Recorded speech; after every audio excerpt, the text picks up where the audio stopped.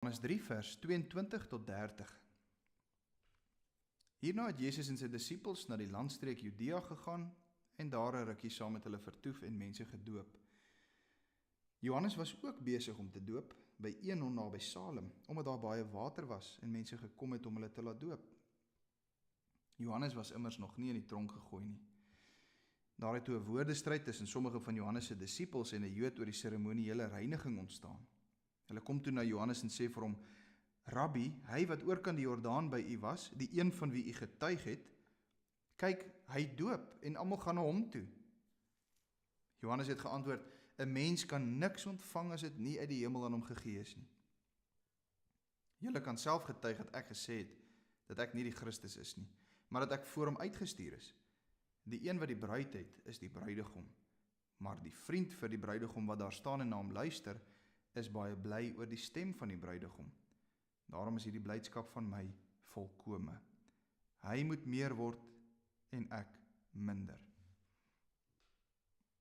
Nadat Jesus met Nikodemus in gesprek was oor die wedergeboorte, vertrek hy saam met sy disippels en na Judea, en ons lees hoe Jesus se disippels gedoop het. Dit word vir ons duidelik gemaak in hoofstuk 4, dat dit inderwaarheid Jesus se disippels was wat besig was om te doop saam met Johannes naby Salem, bloot vir praktiese redes, omdat daar baie water was vir al die mense wat daarheen gekom het om gedoop te word.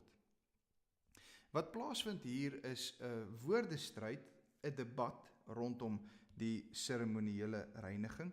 Wat presies die inhoud en die rede vir hierdie debat is, weet ons nie. Wat ons wel aflei is dat hierdie mense, Johannes se disippels, en dan waarskynlik hierdie anonieme persoon, hierdie Jood wat in hierdie debat betrokke was, kom na Johannes toe en hulle wys vir Johannes op die sogenaamde probleem.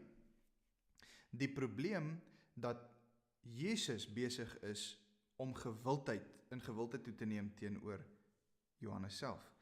Hulle sê: "Rabbi, leermeester, u wat die doper is, u wat bekend staan as die een wat doop. Kyk nou wat nou hier gebeur. Die een van wie u getuig het, dit wil sê Jezus." Johannes het gesê: "Kyk, daar is Jezus, die lam van God. Kyk nou wat doen hy," sê hulle vir Johannes. "Kyk, hy doop. Hierdie Jezus van wie u gepraat het, Rabbi, hy is nou besig om te doen wat u doen. Hy is besig om u gewildheid te steel. Hy is besig om die kollig op hom te laat val." En nou sien ons dat Johannes die doper nog nooit sy plek vergeet het nie. Hy weet presies wie hy is en hy weet presies wie Jesus is. Hy sê: "Ek is nie die Christus nie." Dit het hy tog al van die begin af gesê. Ek is nie die Christus nie. Jesus is die Christus. Jesus is die lam van God.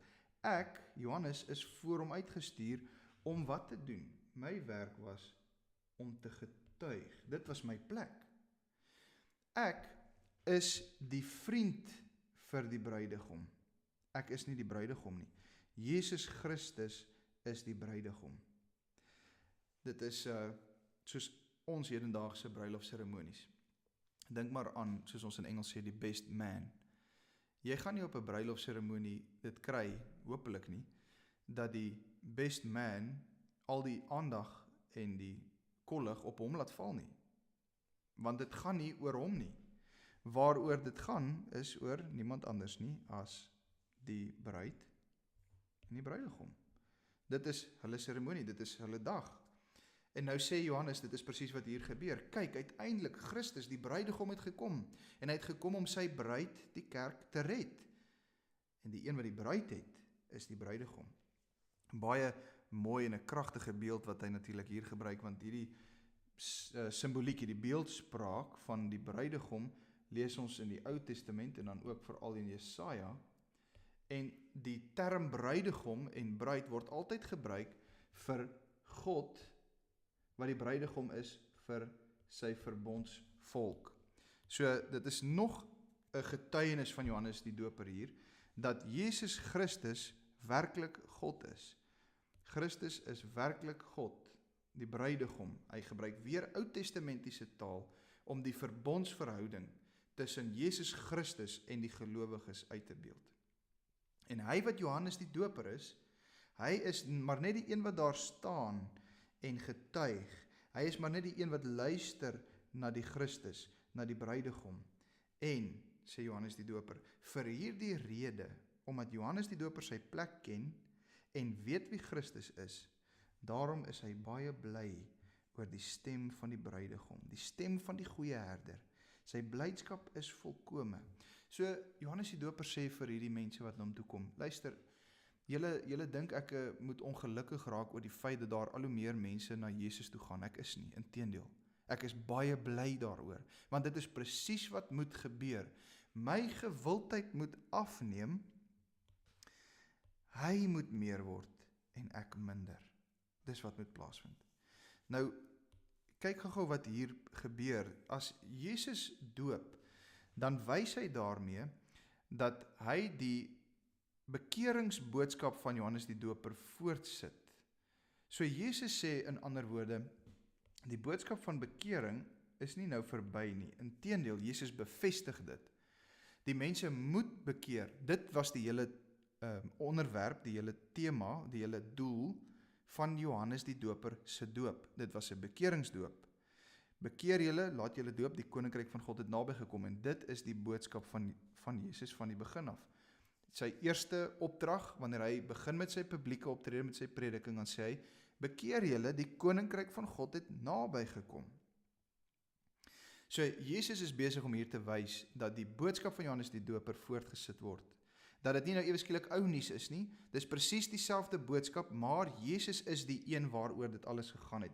Bekeer jou en glo in Jesus Christus. Hy is die een wat met die Heilige Gees uiteindelik doop en jou kan red.